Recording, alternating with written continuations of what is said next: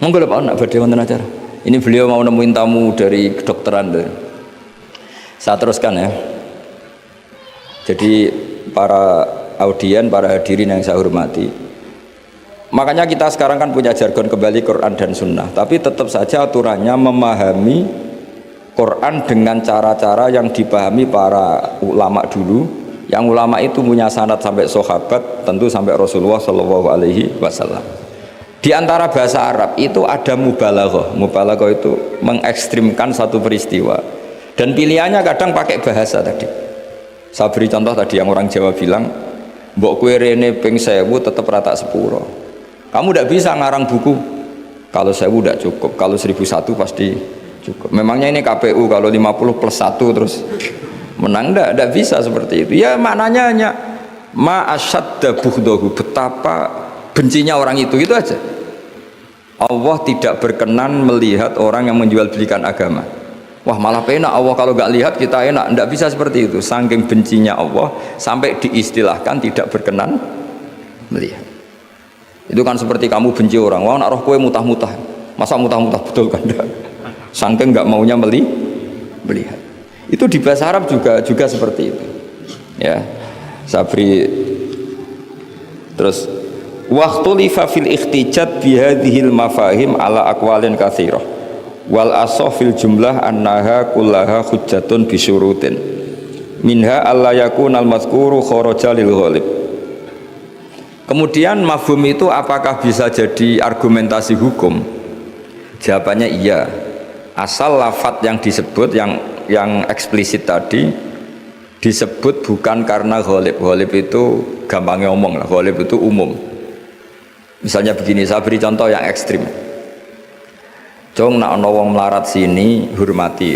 Misalnya saya seorang kiai atau seorang dosen, kalau ada tamu miskin, hormati. Setelah itu ternyata tamunya orang kaya, terus pembantu saya seenaknya tidak hormati. Alasannya yang harus dihormati itu yang miskin, kalau yang kaya tidak perlu. Ini tentu pembantu yang buruk. Karena mengatakan jika yang miskin hormati itu sebenarnya maknanya itu prioritas, bukan catatan hukum. Jadi kalimat disebut itu kan kadang catatan hukum, kadang prioritas. Kalau tadi ya maknanya hanya jika orang miskin prioritaskan, bukan berarti yang kaya tidak perlu dihormati.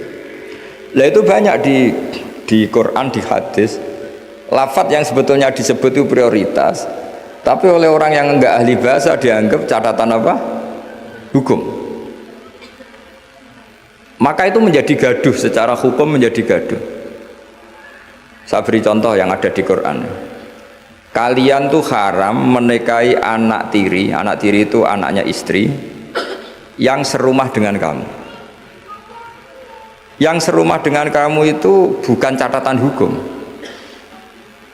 Ya jadi begini ya, misalnya saya beri porsi hukum fikih ya. Yang diharamkan dalam Islam itu kan 3. 1 karena nasab, 2 karena rodok penyusu, 3 karena musaharah. Musaharah itu besan.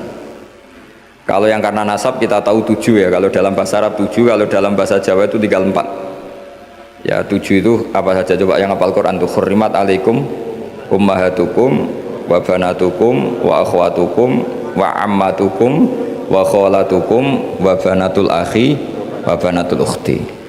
Itu kalau dalam bahasa Arab muharramatun nikah itu ada 7, tapi orang Jawa bilang hanya 4. Sebenarnya memang 4 karena orang Arab itu kan ngitungnya ibu, putri, saudara putri, bulik dari bapak, bulik dari ibu, keponakan dari saudara lelaki, keponakan dari saudara perempuan. Kalau orang Jawa kan ngitungnya bulik ya 1, ya kan, saudaranya bapak atau ibu kita bilang boleh. Kalau orang Arab enggak, kalau saudaranya bapak ammah ya, saudaranya bapak itu ammah, kalau saudaranya ibu kholah, maka dihitung 2, wa ammatukum wa kholatukum. Kalau anaknya saudara orang Jawa bilang keponakan, kalau orang Arab dihitung wa banatul akhi wa banatul ukhti, sehingga 4 ini di Jawa diringkas jadi berapa?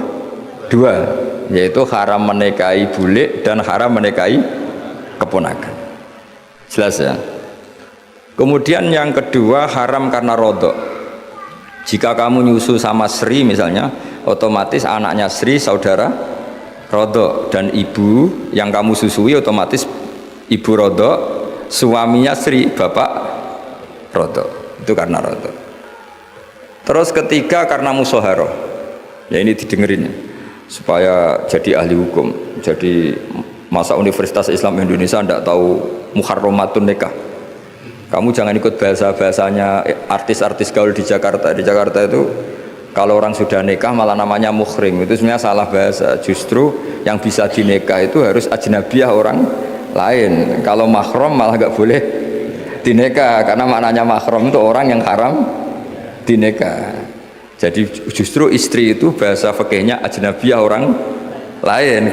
Buktinya boleh dinikah. Kalau mahram itu orang yang haram dinikah. Tapi ya sudah, ada bahasa gaul gitu ya ikut saja ya, bebo goblok, tapi tidak usah ikut goblok. Karena itu memang salah, bahasa itu salah sebetulnya. Makanya istri itu repot, di fikih itu repot. Fikih itu kalau bahasakan istri itu ajnabiyah orang lain. Kalau anak itu anak, kalau istri itu tetap bahasanya ajnabiyah orang lain. Sehingga sekali dicerai ya benar-benar menjadi orang lain. Kalau kita mati ya benar-benar menjadi orang lain. Buktinya boleh dinikah orang lain. Jika kalau dalam pepatah Jawa, ini ajarannya bapak saya, kamu tidak harus ikut. Kalau ajaran bapak saya, nak bojo be anak tukaran, kowe kudu bela anak. Mergo ora ono mantan anak, tapi iso ono mantan istri. Sehingga tradisi keluarga saya itu pokoknya anak itu nomor satu, baru istri. Tidak tahu kalau tradisi sampean istri dulu baru anak. Itu. Karena tadi cara berpikir anak itu selalu anak. Ya anak itu selalu anak. Tapi kalau istri tidak mesti. Apalagi istri sampean cantik terus sampean mati gitu, itu sudah. Ya sudah selesai sudah. Mesti nikah orang lain gitu. Nggak tahu nanti kalau di surga ikut siapa, nggak tahu ini. Mesti oportunis, kalau kamu masuk neraka dia ikut yang masuk surga. Kalau masuk surga semua ikut yang kelas lebih tinggi. Saya teruskan ya. Terus haram ketiga itu karena musoharoh, disebut wa akhwatukum wa ummahatukum lati arda'nakum wa akhwatukum naroda. Terus wa ummahatu nisaikum, apa? Wa ummahatu nisaikum, ibu dari istri kamu. Apa kalau orang sini bilang mertua ya. Nah mertua dengan mantu itu hubungannya dua. Seorang lagi ya, mertua sama mantu itu hubungannya dua. Ya seorang lagi, misalnya kamu nikahi Sri, berarti ibunya Sri sebagai apa? Mertua. Itu menjadi mertua itu bimujarrodil akdi, sekedar akad kamu bilang qabil tu nikahaha wa taswija bil mahrin madkur, itu langsung jadi mertua. Ya langsung jadi mertua. Tapi kalau hubungan ibu dengan anak, misalnya kamu nikahi janda punya anak cantik, sudah perawan. Terus setelah kamu nikah dengan janda ini, akad itu belum menjadi anak tiri. Menjadi anak tiri betul itu setelah kamu hubungan suami istri dengan ibunya. Saya ulang lagi ya, jadi kalau menjadi mertua itu cukup akad.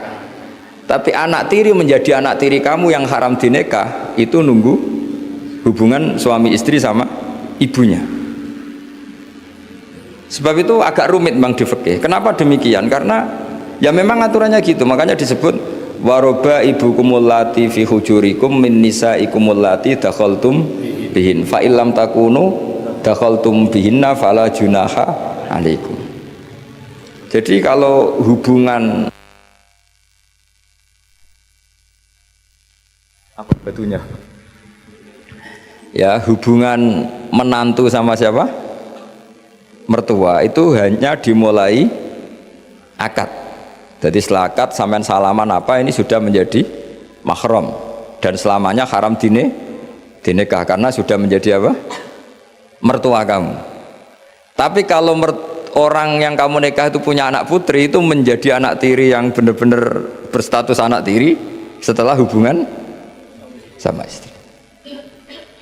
Ya ini jelas ya. Makanya disebut seperti itu. Tapi di situ ada catatan waroba ibu kumulati fi hujurikum, anak tiri yang serumah. Yaitu semua ulama ngendikan kata fi hujurikum yang serumah itu diabaikan.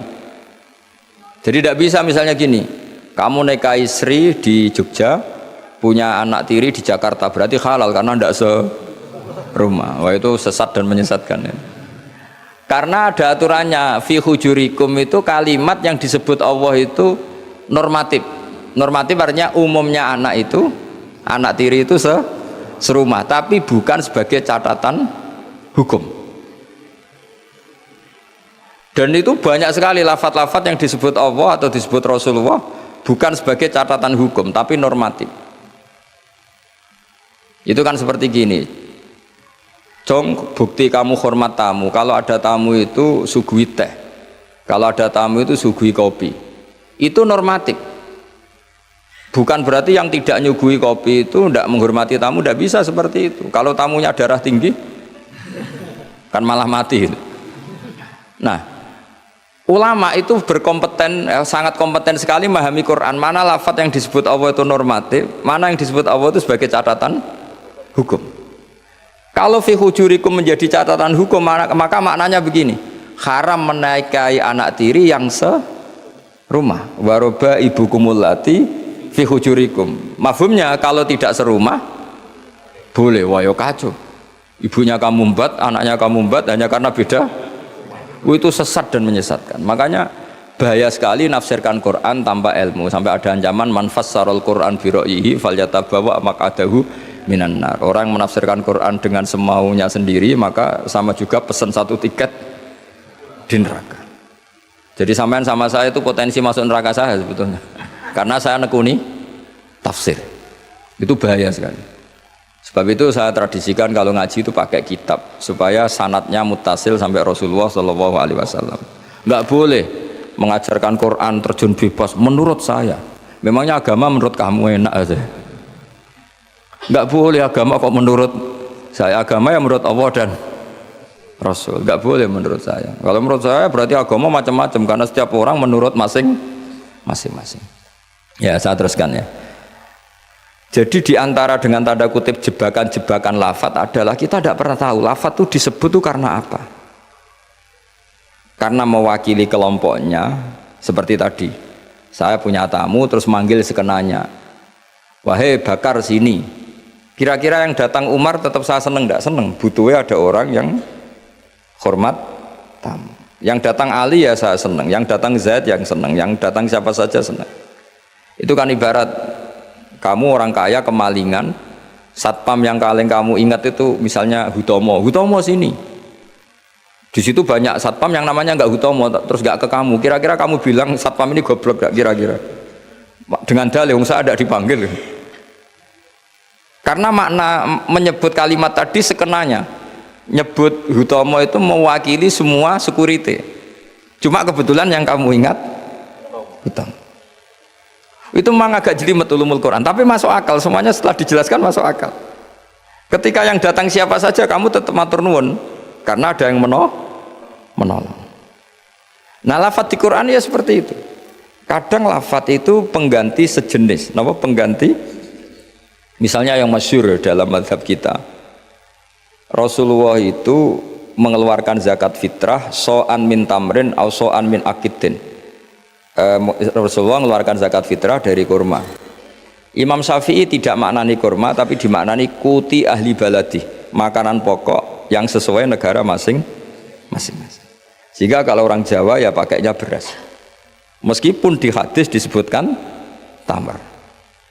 Sama seperti Nabi ngendikan gini, tasaddaku walau bisyikki tamrotin, sedekahlah meskipun dengan separuh kurma. Kira-kira orang miskin Indonesia kamu kasih separuh kurma itu dianggap ngenyak apa enggak? Ya maksudnya separuh kurma itu kalau kita ya mungkin setengah kilo atau telur setengah kilo. Atau kata separuh secuil itu maknanya kit'ah yasiroh, saking sedikitnya diistilahkan secuil, tapi bukan berarti cuilan betul. Nah kalau ingin persis hadis tadi ya satu kurma kamu cuil terus kamu kasihkan. Kira-kira loh, kira-kira dianggap ngenyak apa dianggap sedekah. Nah sama misalnya Rasulullah ngendikan, semoga Allah memberi berkah orang yang ketika 10 Muharram mengusap anak yatim. Itu yang penting ngusapnya apa sedekahnya? Terus kamu orang yatim kamu kumpulkan, kamu usap semua kepalanya. Itu kira-kira itu dianggap apa coba? Wis medit di dalil kan. Nak nuruti teks hadis itu ya memang ngusap kepala. Tapi semua sepakat maknanya ngusap itu ibaratun anis syafaqah. Bentuk kasih sayang. Dan kasih sayang itu paling praktis ya ngasih uang atau ngasih sesuatu yang manfaat untuk anak yatim itu. Lah nak ngusap tok. Diceluk waduh-waduh dibeli ana parade ngusap anak yatim. Lah itu ya termasuk di ulumul Quran diikutkan bab mafhum dan mantuk. Jadi memang susah. Jadi ahli Quran itu susah. Oh ini ya, jadi menjadi ahli Quran itu harus seperti ini memang. Makanya sampai ditulis kitab setebel ini dipakai di seluruh dunia, termasuk di Al-Azhar, di Palestina, di mana-mana. Ini kita ngaji baru berapa pertemuan aja sampai sudah pusing. Kalau sampai selesai malah tambah pusing. Tapi bagus, barokahnya pusing itu tidak gegabah. Tidak gegabah mikir. Karena kalimat itu mesti ada batas. Makanya ada kaidah di semua ulama, menurut semua ulama, ada kaidah begini. Fasudur ausa'u minal kutub wal ma'ani ausa'u minal ibarat. Dada ini lebih luas ketimbang yang dicatat, dan makna itu lebih luas ketimbang redaksi. Karena kalau dalam disiplin ilmu usul fikih itu tak beri bocorannya begini, kalau sampean mendefinisikan kata-kata gimana? Gak umumnya orang kampus, kata-kata adalah apa? Kata-kata kalau dalam ilmu usul fikih begini, kata-kata adalah pilihan untuk mengekspresikan kehendak hati, dan karena kehendak hati itu banyak dan tidak terukur, maka kata-kata ini hanya mewakili sebagiannya. Dari awal sudah disebut mewakili sebagiannya.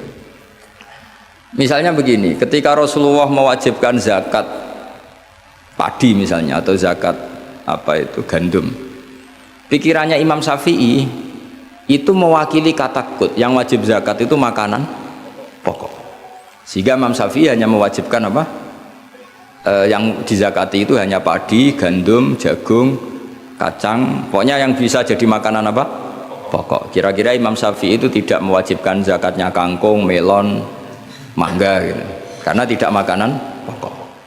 Tapi dalam mazhab lain enggak, ketika Rasulullah mezakatkan padi, itu maknanya itu matumpituhul ardu, apa saja yang tumbuh dari bumi.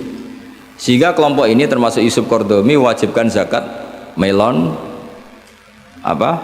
mangga, pokoknya semua buah-buahan, semua tanaman wajib zakat.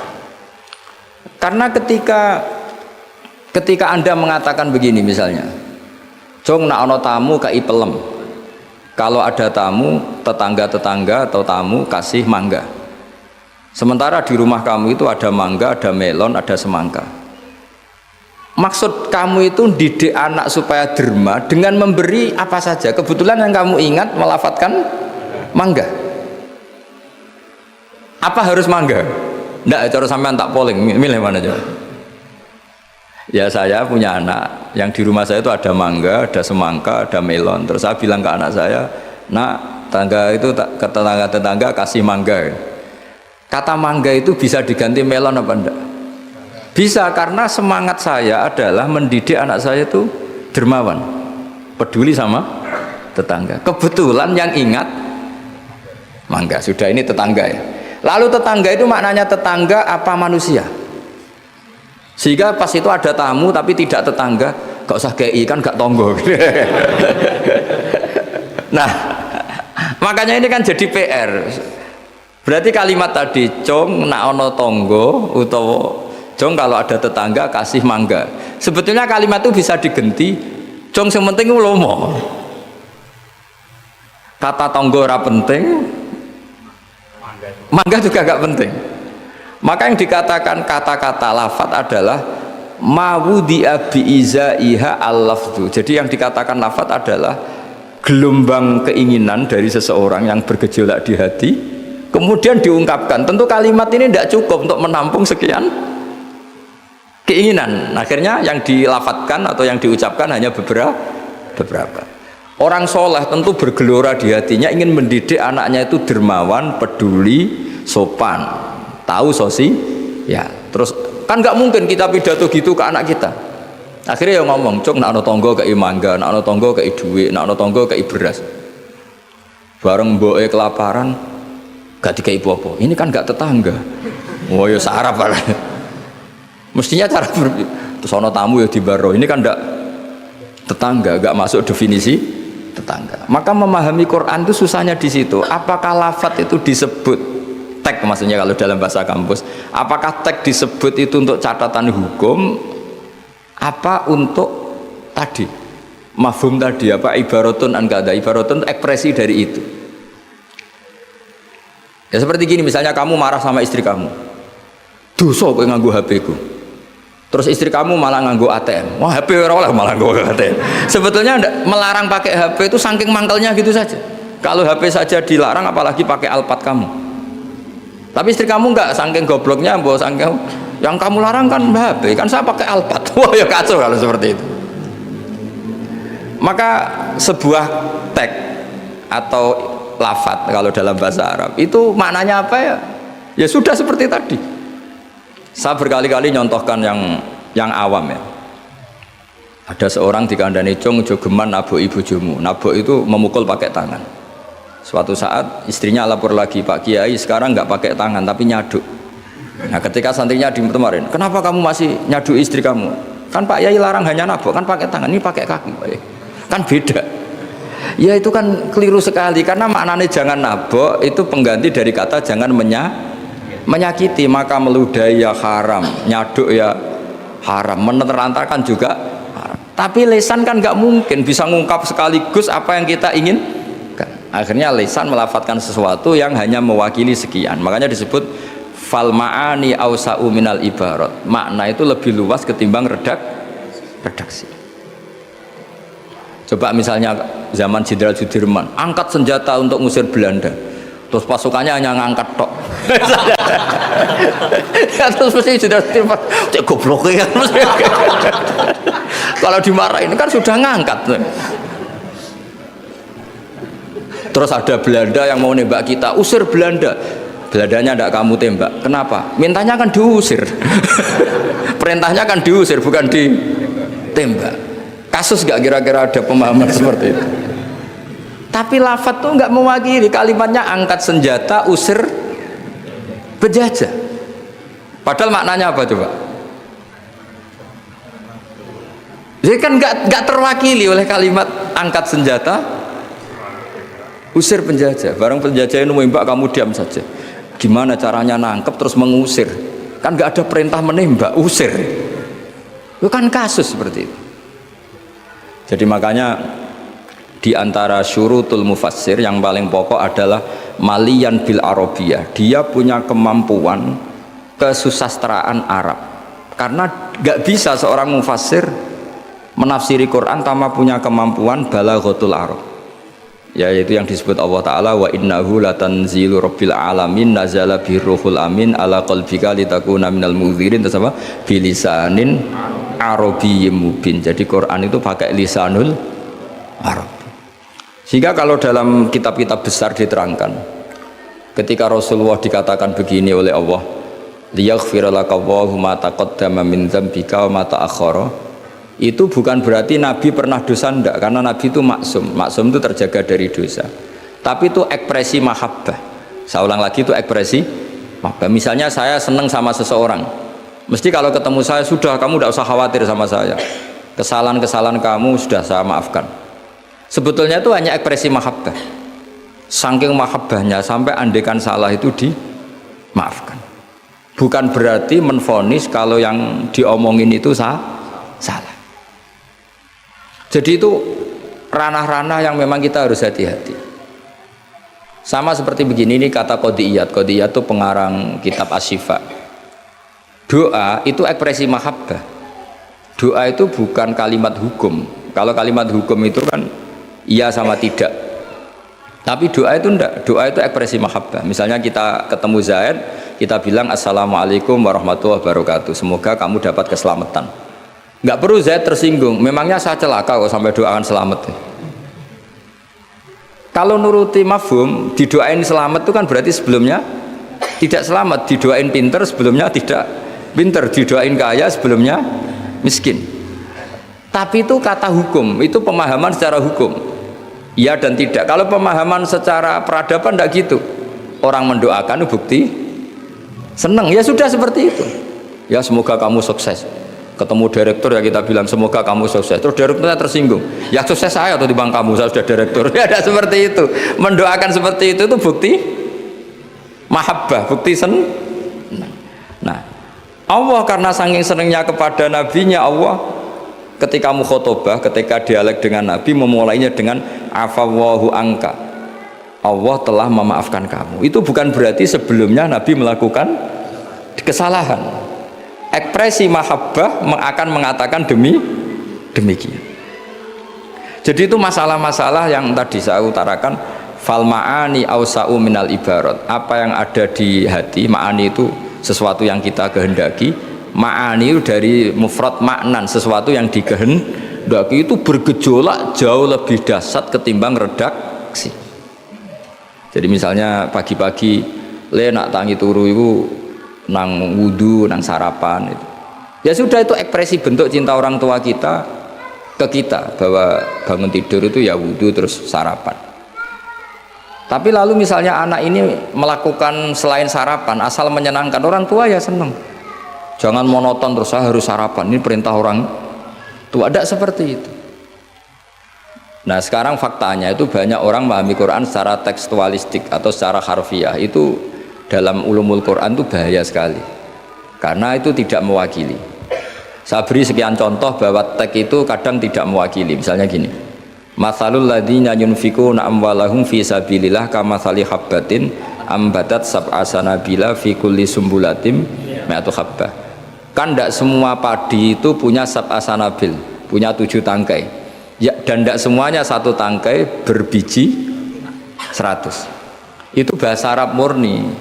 Ibaratnya seperti itu, ya redaksinya Pak, ibaratnya seperti itu, bahwa sedekah yang diterima Allah ibarat padi yang tumbuh dalam kondisi paling ideal. Dan orang Arab maupun orang Jawa atau orang mana saja biasanya mengekspresikan ideal itu pakai angka. Misalnya, wah itu sugih dunya sak gunung, itu maknanya kaya sekali. Padahal banyak orang punya gunung tidak kaya, karena gunungnya tandus. Tapi orang itu akan sepakat, itu kaya sekali, punya harta 1 gunung. Cara cah cilik anak bantah-bantah, dunyaku sak gunung, tidak muni sak langit. Ya pokoknya ingin menunjukkan bahwa kaya raya yang tidak terhingga. Loh itu banyak di Quran seperti itu. Maka saya beri definisi ya supaya sampean ahli usul fikih. Apa yang dikatakan tag mawudi abi izaiha al-lafdu, yang dikatakan tag adalah ekspresi dari gejolak batin ingin mengungkapkan keinginan. Karena batin ini bergejolak, tag ini hanya mewakili sebagiannya.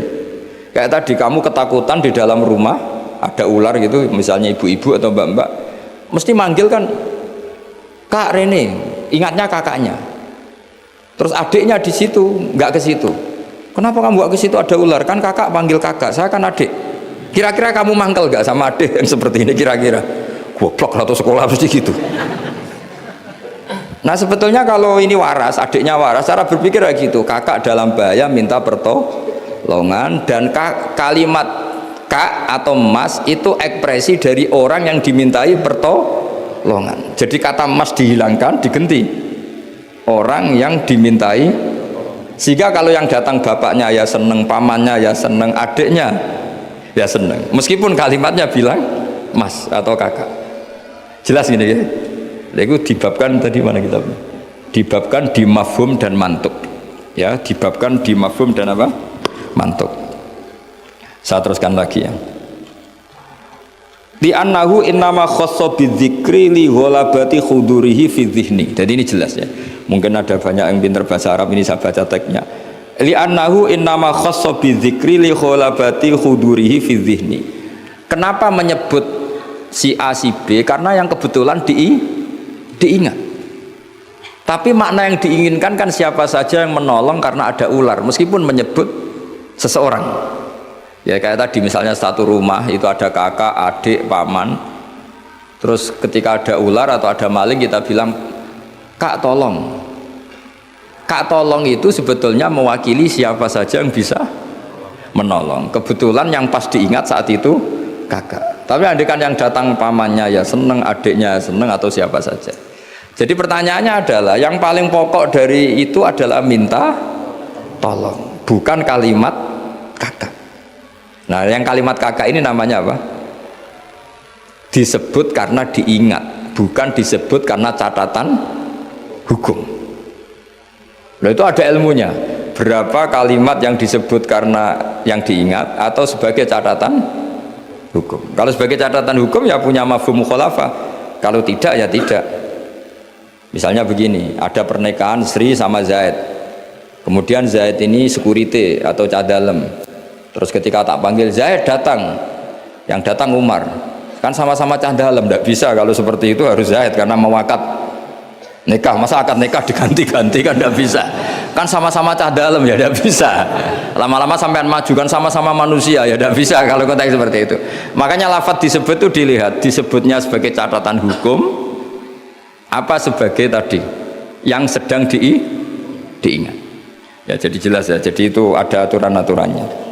Li'annahu innama khassa bidzikri li ghalabati khudurihi fi dzihni. Terus kedua ada catatan lagi wa alla yakuna muwafiqan lil waqi'. Ya, di antara catatan hukum lagi sesuatu itu tidak lazim sebagai fakta. Saya ulang lagi, sesuatu itu tidak lazim sebagai fakta. Misalnya begini. Kita tahu yang namanya nasi itu makanan pokok. Ya, kita tahu teh itu minuman. Ketika saya bilang, "Jong, saya ambilkan teh." Itu apakah maknanya itu teh, apa maknanya itu minuman? Beda dengan mengatakan satu gelas ini bernama teh, kebetulan itu teh betul. Itu namanya mengatakan sesuatu sesuai hakikat. Karena teh ya dikatakan teh. Tapi kalau mengatakan tamu saya ambilkan teh, ini pertanyaannya adalah teh itu menggantikan kata minuman apa memang harus teh? Jadi itu memang seperti itu. Sehingga di hadis banyak dawai Nabi itu diganti. Tapi penggantinya harus ulama. Kalau tidak ulama namanya bid'ah. Misalnya Nabi mengajari gini, anak-anak kamu ajarin panah. Dulu alat perang itu ya panah. Terus di era modern kamu tetap pakai panah, musuhnya pakai brand. Kan Nabi dawuhnya panah. Ya taqabbalallahu minna minkum taqabbalan. Jadi seperti ya tadi seperti karena Nabi ketika mengatakan panah adalah ibaratun an alatil harbi, implementasi dari alat perang yang zaman itu panah. Itu kan sama seperti Nabi ajari anak kamu berkuda. Dulu alat perang transportasinya itu alatnya itu kuda. Sekarang musuh pakai pesawat tempur, kamu pakai kuda.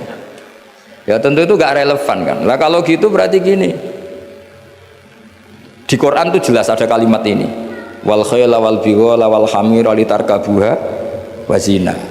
Kamu saya beri nikmat, ada kuda, ada unta, ada macam-macam. Terus di antara ayat terusannya litas tahu ala duhurihi summa tazkuru ni'mata rabbikum idastawaitum alaihi wa taqulu subhanalladzi sakhkhara lana hadza wa ma kunna lahu muqrinin wa inna ila rabbina lamunqalibun. Saya bikin unta, saya bikin kuda, saya bikin khimar, saya bikin bighal supaya kalau kamu sudah tenang di atas punggungnya kamu berdoa subhanalladzi sakhkhara lana hadza. Terus kamu karena tekstualistik kalau naik Innova enggak baca doa itu, naik pesawat ini kan enggak kuda. Kira-kira dibilang saraf enggak kira-kira seperti itu. Terus kamu bilang, "Oh, ayatnya tentang kuda, ini Innova kok." Tapi cara memahami kita tidak seperti itu. Kata kuda di situ adalah alatul markab, alat berkendara. Kata unta di situ adalah alat berkendara. Maka semua transportasi atau alat transportasi kita kalau naik ya tetap berdoa subhanalladzi sakhkhara lana hadza.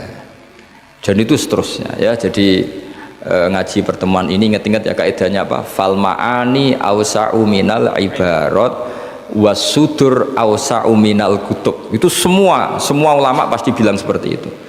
Kalau sampean belum pernah bilang berarti belum ulama. Makanya ini dimulai sekarang. Untuk saja di ulama harus hafal kaidah apa? Fal ma'ani awsa'u minal ibarat was sudur awsa'u minal kutub. Itu nanti kalau sampean sudah pinter itu pinter betul nanti. Bukan pinter-pinteran tapi pinter betul. Karena memang seperti itu. Sehingga misalnya Rasulullah dulu, tofa Rasulullah rokiban, Nabi tawaf secara berkendara. Saat itu tentu naik unta. Sekarang orang-orang sepuh pakai kursi roda. Jangan terus bilang gini, dulu Nabi naiknya unta, maka orang sepuh nggak boleh pakai kursi roda, harus pakai unta. Yo dia tabuki polisi Arab aneh-aneh sebenarnya. Jadi karena dulu Nabi sudah berumur dan beliau tidak suka memaksakan, dan untuk menunjukkan kalau tawaf secara berkendara itu sah, boleh, terus beliau naik unta sambil apa? Tawaf. Akhirnya kesimpulan hukumnya apa? Boleh berkendara saat tawaf. Sudah untanya dibuang. Maksudnya harus pakai untanya dibuang. Lama-lama nanti gini, nggak boleh tawaf sekarang. Dulu Nabi tawaf langsung tanah, ini sudah keramik ini, nggak boleh. Ya repot kalau kamu perdebatkan begitu terus, ya repot. Lah ya karena tadi ketika Nabi naik unta itu semangatnya Nabi adalah mempermudah umatnya, terutama bagi yang tua. Semangat yang ingin dimaklumatkan Nabi itu. Wahai umatku, kalau kamu sudah tua jangan memaksakan jalan, berkendaralah atau cari alat yang menjadikan kamu mudah. Nah itu tentu gak tersampaikan semuanya dengan redaksi, tapi dadanya Nabi bergejolak ingin mengimplementasikan bahwa agama ini yuridu wa bikumul yusra wala yuridu bikumul usra. Wah itu tentu gejolak ini kan gak terwakili oleh lafaz.